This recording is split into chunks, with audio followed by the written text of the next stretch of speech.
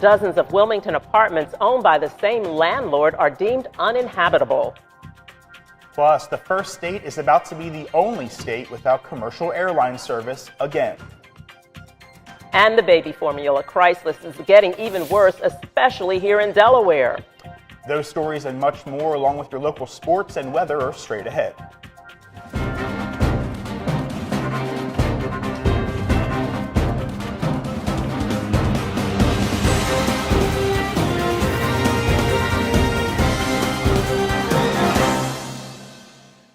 Hello and welcome to DETV News. I'm Lauren Wilson. And I'm Matt Ford. Thanks for joining us. We begin tonight with news about a family in Wilmington that was rescued by firefighters after being stuck in the muddy waters of the Christina River. A 3-year-old girl and her parents were walking along the riverfront behind the Hyatt Place Hotel. The young girl ran to chase baby ducks and fell over the railing into the shallow waters. Her parents then leaped into the river in an attempt to rescue their daughter, only to end up stuck themselves. Thankfully, all 3 were rescued by firefighters and no one was seriously injured.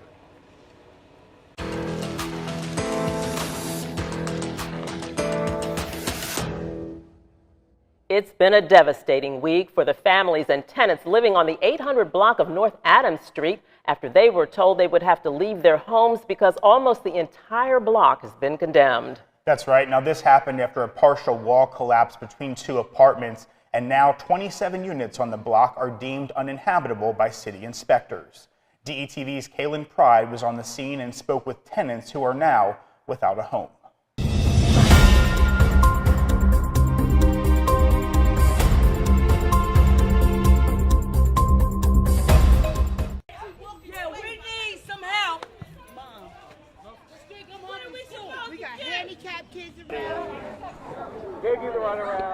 Many tenants on the 800 block of North Adams Street were enraged after coming home from work Monday afternoon to find red and yellow posters taped to their doors stating that their homes are now condemned.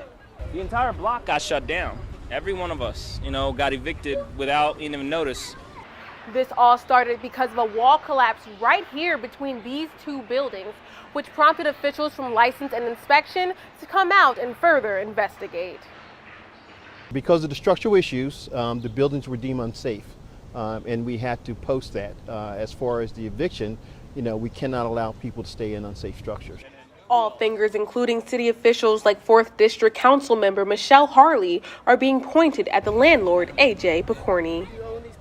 So when the cops got here, at first they was initially out here because the residents start blocking AJ in because AJ was trying to leave. And from that incident to the cops blocking all the residents from going back inside the apartments because they was going in and out, and like the elderly residents, they didn't come out at all, but the cops made them come out and leave. And they was crying, yelling at AJ. It was kids out here crying yesterday.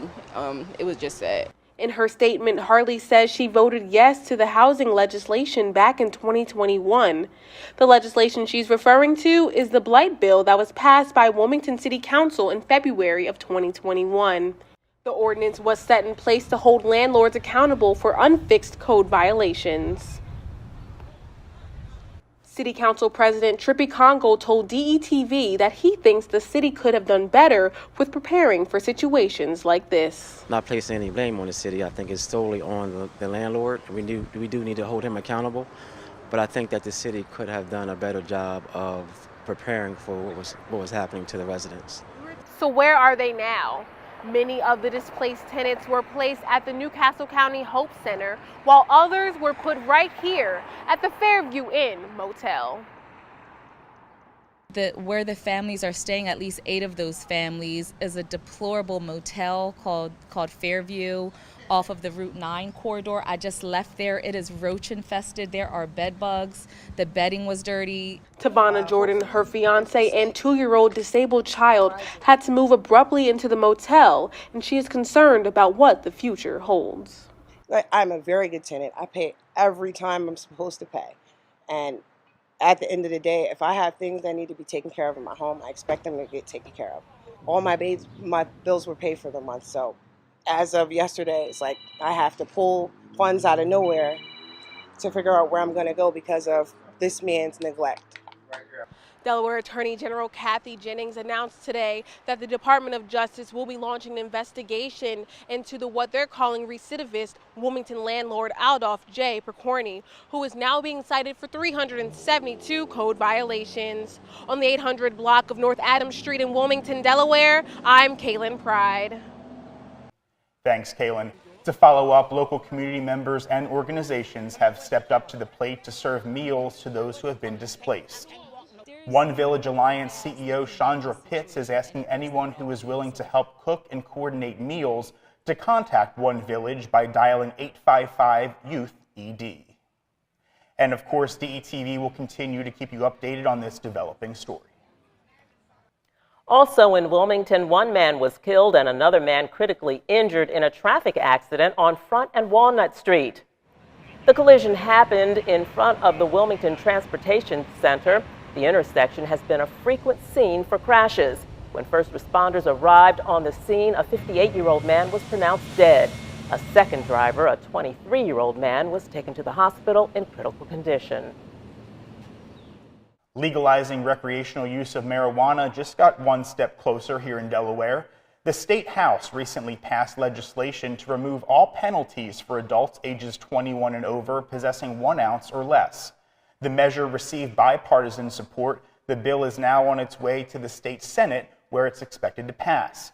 The question is, will Governor Carney sign it into law? Carney has gone on record opposing it and has the power to veto it. If signed, Delaware would join New Jersey, New York, and Virginia, along with 15 other states and the District of Columbia, in legalizing recreational use of marijuana for adults.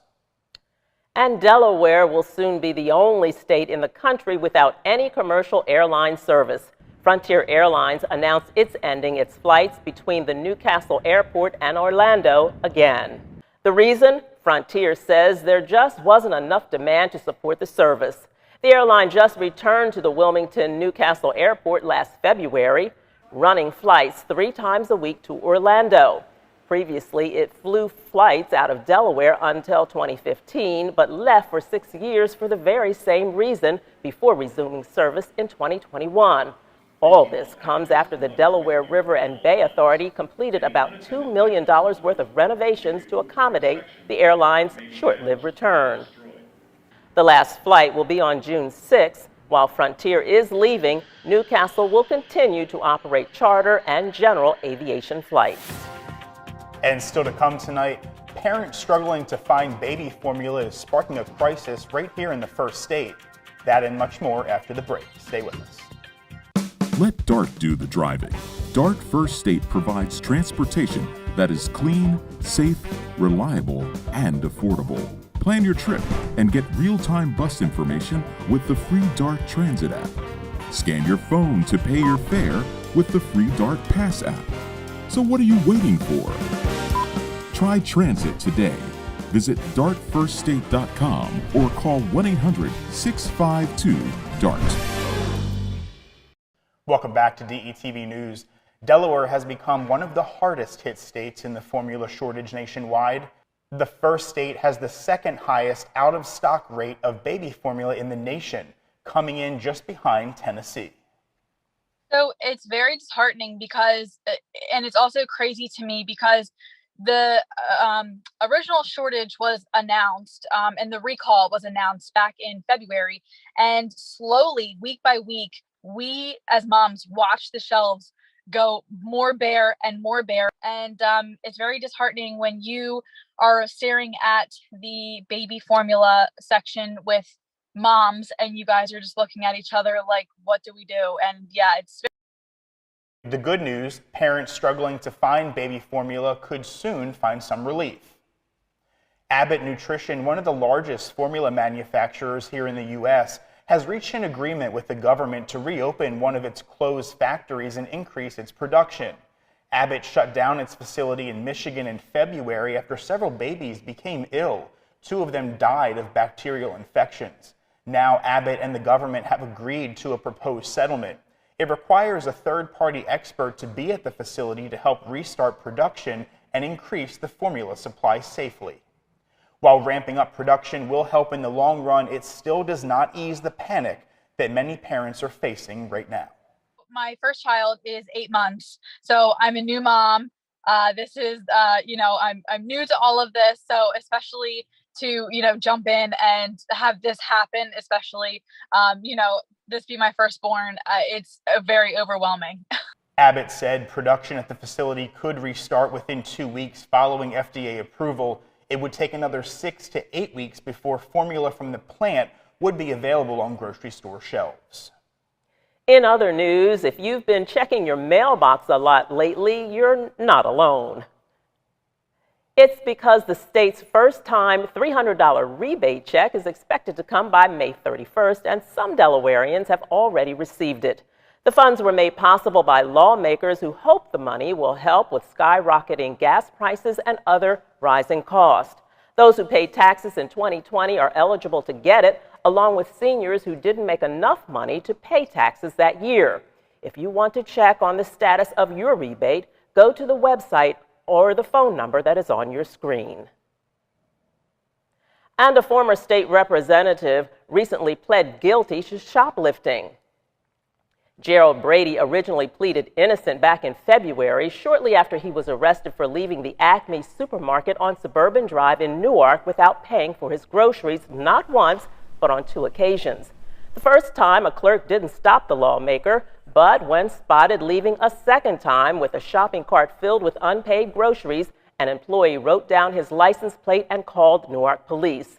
The Wilmington Democrat, who spent 16 years in the General Assembly, blamed the shoplifting incidents on post-traumatic stress disorder when he resigned from his seat, even though he has yet to explain how that is related to the crimes. This isn't the first time Brady has been at the center of a controversy. Back in June, he was called out for using racist and inflammatory remarks about Chinese women in an email that was sent to the wrong person. Governor John Carney announced this week via Twitter that he's tested positive for COVID-19. The chief executive is fully vaccinated and double boosted. In his Twitter post, Carney says he's experiencing just mild symptoms. Carney put his weekly COVID-19 briefings on hold due to low numbers in the state. Each week, he would host briefings with health officials alongside Dr. Carol Rattay. That news comes on the heels of an announcement by Rattay that she'll be leaving her position as the director of the State Division of Public Health on June 30th. Rattay started the job in 2009 when the swine flu hit Delaware. She stood shoulder to shoulder with Governor Carney as his advisor during the height of the COVID-19 pandemic. Rattay hasn't said what she'll be doing next, but she believes now is a good time to transition to a new leader. We're going to take a short break, but first, here's a look at your weekend forecast.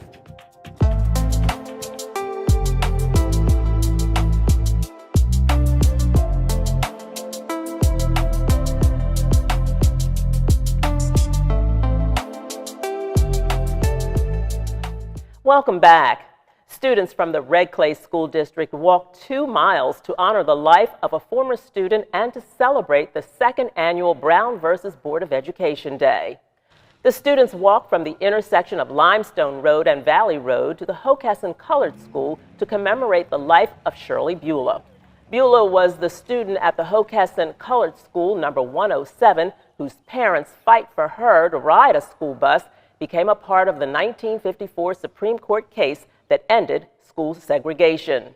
School 107 still stands, and a group of community activists and alumni have partnered to rehabilitate the building and turn it into a museum and a center for training in diversity, inclusion, and social equality. The historic building is set to open this summer. The 41st annual Easter Seals and CAI Volleyball Challenge was held at William Penn High School. The purpose of the challenge is to raise funds for those with disabilities. We've been raising funds for Easter Seals to provide services to individuals with disabilities in Delaware and Maryland's Eastern Shore. By the end of the day, the 2022 Volleyball Challenge raised over $125,000, just short of the organization's $200,000 goal. Another Easter Seals and CAI Volleyball Challenge will be held at Delaware State University on June 4th. To find out more about that event or to become a sponsor, Go to volleyballchallenge.com. This week is National Public Works Week, and Wilmington's Department of Public Works celebrated with Education Day. Interactive exhibits were held at the Lewis L. Redding building for this week for residents and visitors to stop and see. The week-long commemoration is an annual initiative of the American Public Works Association, whose mission is to educate the public about the value and necessity of the public works projects. Switching gears now, DETV's political correspondent Curran Gaines is here to keep you up to date on what's happening nationally with the National Minute.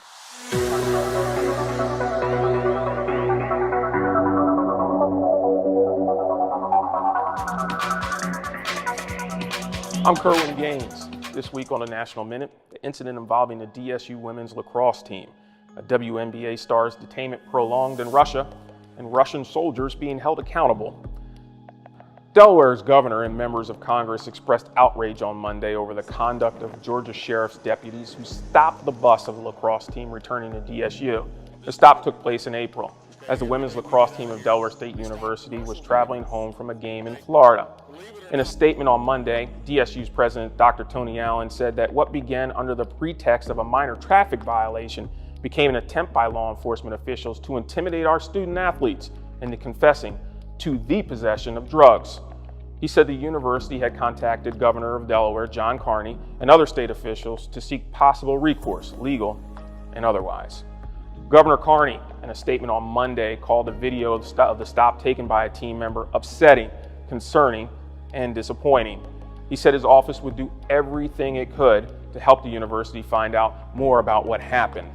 Attorney General Kathleen Jennings is deeply troubled also by the incident involving the women's lacrosse team last month. She wrote in a letter to the U.S. Department of Justice requesting a review.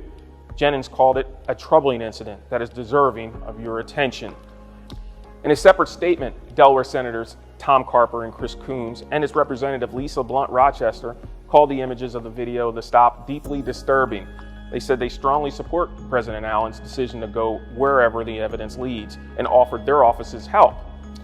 In other news, a court in Russia on Friday extended the pretrial detention of WNBA star Brittany Griner until June 18th, the New York Times has reported, in a high-profile case that came at the height of tensions between Russia and the United States. Ms. Griner, one of the most decorated athletes in women's basketball, has been in Russian custody since mid-February on drug charges that can carry up to 10 years in prison. The charge is based on allegations that she had a vape cartridge containing hashish oil in her luggage when she was stopped at the Sheremetyevo airport near Moscow in February. While Ms. Griner was arrested 1 week before Russia's invasion of the Ukraine, the Russian authorities did not reveal her detention until days after the war began, raising fears that she could be used as a bargaining chip in the overall crisis. The U.S. State Department has said that it has determined that Ms. Griner was wrongfully detained, signaling its intention to get more actively involved in the situation. In the Ukrainian judicial authorities on Friday began a case against a Russian soldier accused of shooting a civilian, the first trial involving a suspected war crime by a Russian service member since the invasion began in February. The soldier, Sergeant Vadim Shishmarin, is accused of shooting a 62-year-old man in the Sumy region of the Ukraine. The man was killed on February 28th and his body left on the side of the road. According to an investigation by the Ukrainian intelligence agency, Sergeant Shishmarin was ordered to kill the civilian so that he would not report his location. Prosecutors say he fired an AK-47 rifle out of a stolen car window at the man's head and killed him on the spot. Sergeant Shishmarin is part of a tank division from the Moscow region who was subsequently captured, although details of how that transpired remain unclear. The indictment will be read on May 18th. He faces 10 to 15 years in prison. For DETV News and the National Minute, I'm Curran Gaines. When we come back, it was an emotional evening here in Wilmington earlier this week when victims of cardiac arrest were reunited with those who helped save their lives. Stay with us. Let DART do the driving. DART First State provides transportation that is clean, safe, reliable, and affordable. Plan your trip and get real-time bus information with the free DART Transit app. Scan your phone to pay your fare with the free DART Pass app. So what are you waiting for? Try transit today. Visit dartfirststate.com or call 1-800-652-DART. Welcome back.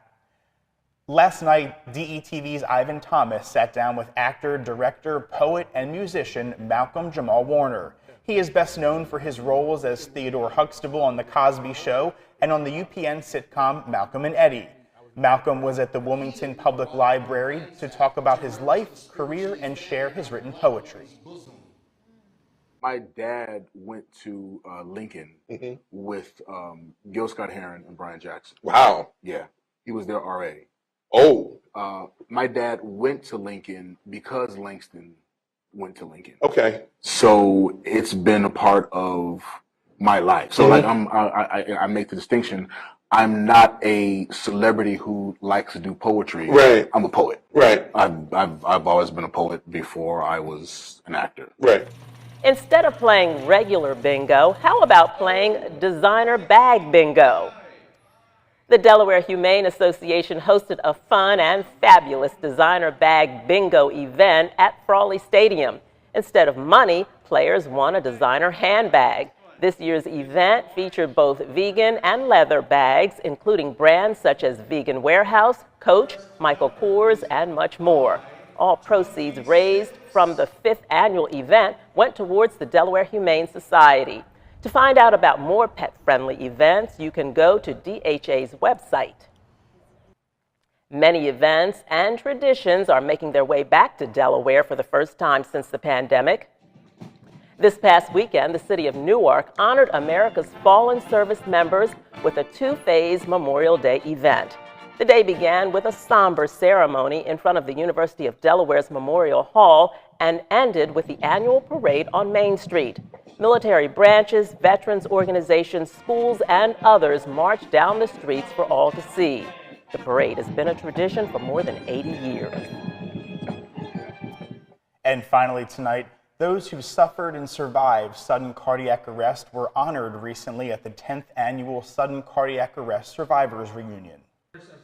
The event was held at Cab Calloway School of the Arts, where 41 patients who were saved last year and those who came to their aid were reunited. This year's ceremony recognized 66 paramedics, 195 first responders, 9 communications personnel and police officers, as well as 10 civilians for their bravery and incredible efforts. Grace Firestone was recognized at the very first reunion and shared her inspirational story as this year's special guest. I think of these people almost on a daily basis. So in that sense, being that they're always with me, this is just kind of icing on the cake. Her brother used his CPR training to save her. Grace is now finishing her residency program in California and has devoted her life to advocate for increased awareness of bystander CPR education. That was awesome. I love that. That was a great event. It had to be a very special event. Super emotional, too. Exactly. Yeah. And, you know, it's special that we are back together I love again. It. I'm excited to be here with you. Exactly. We're going to be back here next week. Let's do it. Let's stay tuned. That's it for DETV News tonight. I'm Lauren Wilson. And I'm Matt Ford. Be sure to follow DETV on your favorite social media platforms and be sure to check out our website. That's detvch.com. Thanks for watching. We'll see you again next time.